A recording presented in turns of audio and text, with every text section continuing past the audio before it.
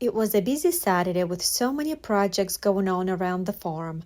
By lunchtime, I remembered that we had a fish fry to attend, which means I needed to quickly bake something to bring with me. As someone who bakes for a living, I can think of 101 recipes that I can whip out to take it to a potluck. However, there is this one recipe, one trusted recipe I can always count on, especially when I'm strapped for time. Some people call this recipe Mexican wedding cookies.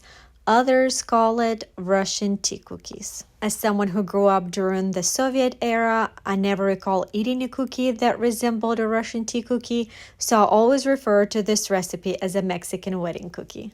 Regardless of the name, this cookie is not only easy, but it is so delicious. You combine wet ingredients with dry ingredients, mix it up, add some pecans, and it is ready.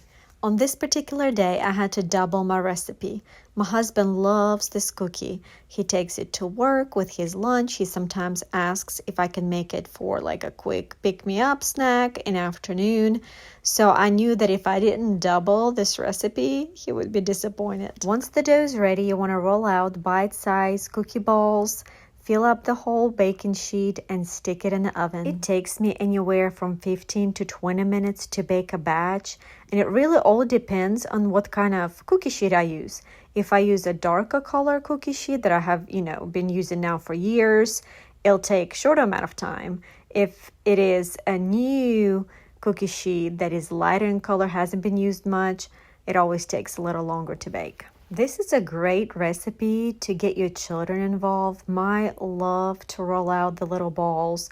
That particular day, as I mentioned earlier, we were all so busy. We had so many projects on the farm that all the older kids were outside helping my husband with the chores so we can speed up and be ready in time for the fish fry in the evening. However, I did have one child at the house with me, and he's the youngest one. He's 5, almost 6, and he loves to taste my cookies after the fact, after they're baked. And he did ask if he can help put powdered sugar around them once the cookies cooled off. I treasure this time in the kitchen with my children.